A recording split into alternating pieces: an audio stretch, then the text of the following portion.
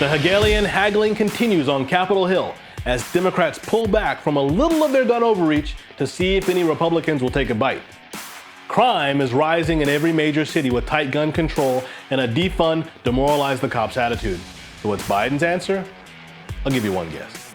And our 2A for Today Modern Militaman Spotlight mourns the loss of a hero who stopped a rampage shooting, killed a cop murderer, then gave the ultimate sacrifice, loving and protecting his neighbors. Welcome to 2A for Today.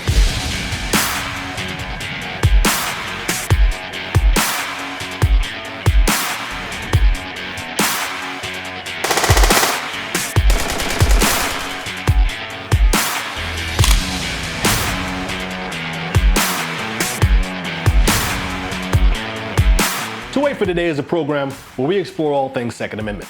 All things that protect, threaten, and violate the Second Amendment rights of all Americans, from unconstitutional executive orders and legislation, judicial tyranny and overreach, to how you can get trained to be better prepared to defend yourself, your family, your neighbors, and your rights. So, if the Second Amendment is important to you, make sure to subscribe to the New American Magazine and get on the top daily headlines mailing list so that you get an email alert anytime we upload a video or stream a live event. My name is Zoe Warren and I'm the host of 2A for Today. The Hegelian haggling continues on Capitol Hill as Democrats pull back from a little of their gun overreach to see if any Republicans will take a bite. Background checks don't violate your rights to bear arms, they say. Universal registries don't prevent legal gun owners from keeping guns. Now, it would be laughable if it wasn't so sad, but this is the kind of talk that comes out of the mouths of some Republicans. They sacrifice our rights up on the altar of unconstitutional color of law infringements and then act like saviors of our rights with licenses, fees, and conditions attached. Democrats like Senator Chris Murphy are keenly aware of that, and they've been skulking around the middle looking for weak prey. There's been a pattern of radical bills failing in the Senate, and he's making every effort to take us at least baby steps further away from what our founders gave their lives and fortunes to preserve for us. Now, among those red ties with blue underwear are people like Senator Pat Toomey, and he stands out as somewhat of an easy prey to help Democrats maintain political power and advance their policy puke. However, every time there's a tragedy, Republicans of all sorts with messianic composure rise to the occasion with growing government power and trespassing our God-given liberty in their wings. Murphy has been courting John Cornyn and Lindsey Graham to try to get a W for the Dems by expanding background checks to cover online and gun show sales. All Murphy has to do, though, if he wants to find out who or the type of prey he should target, is go on the New American Magazine's Freedom Index and witness how often these politicians make unconstitutional policy decisions, far more than they abide by their oath. And then all he has to do is wait for a good tragedy to exploit. Murphy's trying to make deals with the America Last coalition of anti-Trump Republicans and neoconservatives who vote against our ideals regularly. Their strategy is the Hegel model, which puts out crazy, radical ideas. And when everyone's outraged and polarized by them, the less vocal of their band of thieves offers something less aggressive, while their sycophants in the media and in positions of influence chasing those movable politicians publicly, because they're being entrapped to make compromises. This is what they say: come to the middle. Common sense compromises. Common sense gun control legislation.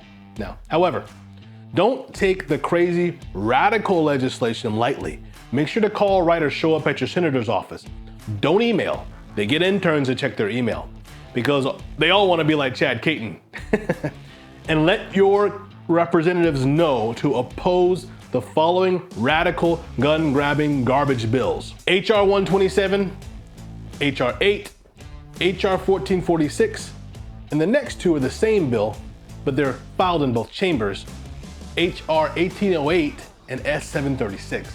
H.R. 127 is a streetcar load of stupid, sponsored by the silliest sideshow in the circus, Representative Sheila Jackson Lee.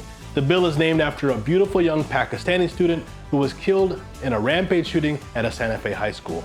H.R. 127, the Sabika Sheikh Firearm Licensing and Registration Act, creates a national firearm registry that anyone, including every level of law enforcement and the military, can access. The registry would require gun owners to tell the government exactly where our firearms are stored. We'd need a license simply to own a firearm. There would be mandatory psych evaluations just to get a license. You'd have to carry an $800 a year firearm insurance policy. It would also enact extreme ammunition restrictions, including a ban on magazines that hold more than 10 rounds or rounds 50 caliber or greater. Lastly, it would criminalize us for non-compliance, which could lead to a prison sentence of up to 40 years and a fine of up to $150,000. H.R. 8, the Bipartisan Background Checks Act of 2021, criminalizes most private firearm transactions and expands background check requirements. H.R. 1446, titled the Enhanced Background Checks Act of 2021, or the Charleston Loophole Bill, was introduced by Jim Clyburn after the Mother Emanuel Church rampage shooting, where the murderer was able to purchase a gun after being delayed 5 days. He didn't use the weapon until over 2 months later. Proponents of the bill say that the measure would close the so-called weakness in their current unconstitutional scheme by extending the initial background check review period from 3 to 10 business days.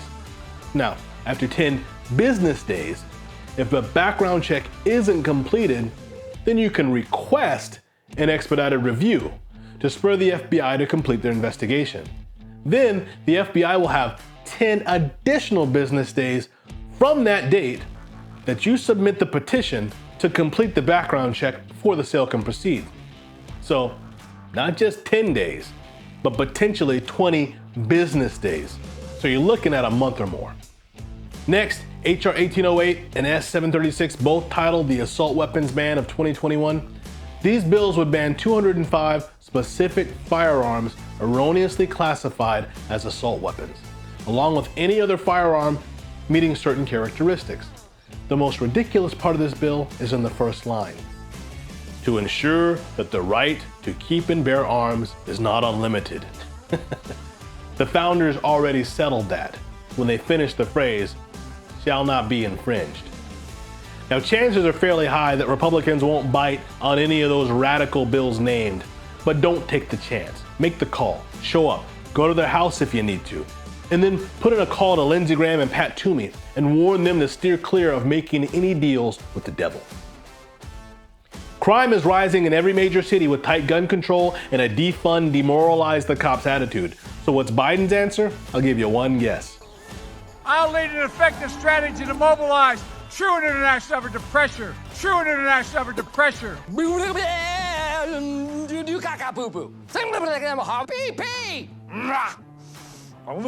63 of the 66 largest police jurisdictions saw increases in at least one category of violent crimes in 2020, which includes homicide, rape, robbery, and aggravated assault, according to a report produced by the Major Cities Chiefs Association.